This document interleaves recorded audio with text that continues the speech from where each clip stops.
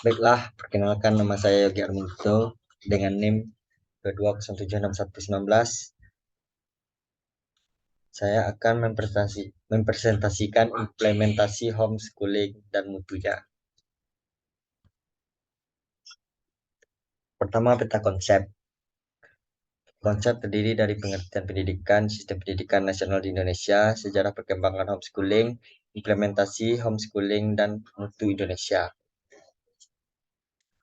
Pengertian pendidikan. Pendidikan adalah proses perubahan sikap dan tata laku seseorang atau kelompok dalam usaha mendewasakan manusia melalui upaya pengajaran dan pelatihan. Untuk membentuk perubahan sikap dan tata laku seseorang, tentunya memerlukan paradigma baru untuk menjawab tantangan internal dan global yang kompetitif dan inovatif sesuai dengan perkembangan zaman. Sistem pendidikan nasional di Indonesia. Pendidikan sebagai suatu sistem berfungsi sebagai sarana perkembangan kemampuan dan membentuk watak dan peradaban bangsa yang bermartabat dalam rangka mencerdaskan kehidupan bangsa beserta tujuan perkembangan potensi peserta didik agar menjadi manusia yang beriman dan bertakwa kepada Tuhan Yang Maha Esa, berakhlak mulia, sehat, berilmu, cakap, kreatif, mandiri, menjadi warga negara demokratis dan bertanggung jawab. Sejarah perkembangan homeschooling. Homeschooling adalah sebuah keluarga yang memilih untuk bertanggung jawab sendiri atas pendidikan anak-anak dan pendidikan anaknya dengan berbasis rumah. Pada homeschooling, orang tua bertanggung jawab sepenuhnya atas proses pendidikan anak, sementara pada sekolah reguler tanggung jawab itu didelegasikan kepada guru dan sistem sekolah.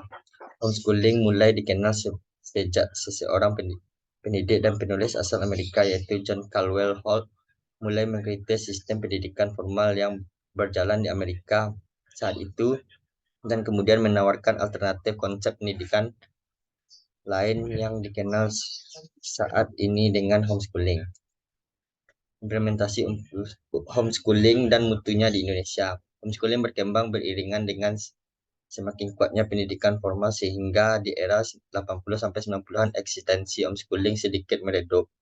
Hal ini diakibatkan juga karena kondisi politik dan kebijakan pendidikan di era itu.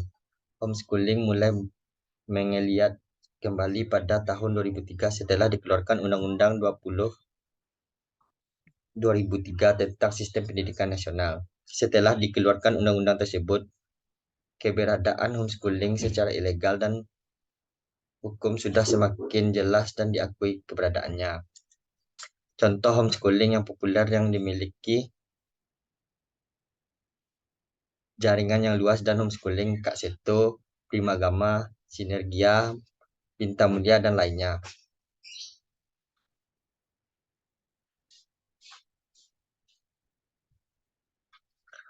Menurut Afiat tahun 2019, terdapat ciri dalam homeschooling secara umum yaitu pendidikan yang utama lebih menekankan pada pembentukan karakter pribadi, mengembangkan bakat dan minat.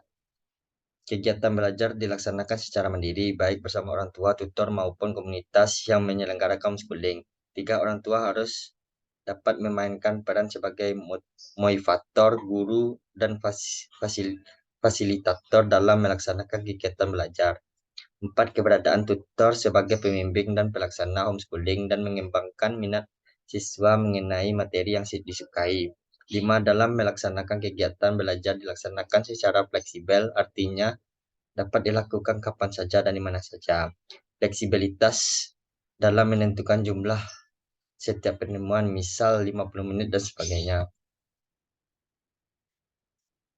Beberapa keuntungan yang melaksanakan homeschooling menurut Setiawati, diantaranya 1. Fleksibilitas waktu untuk belajar, dapat menerapkan disiplin pada diri sendiri, mengembangkan bakat setiap anak dan secara maksimal, belajar sesuai dengan kecepatan masing-masing. Maksudnya ketika kita bersekolah di sekolah formal, biasanya akan mengikuti kecepatan belajar semua siswa.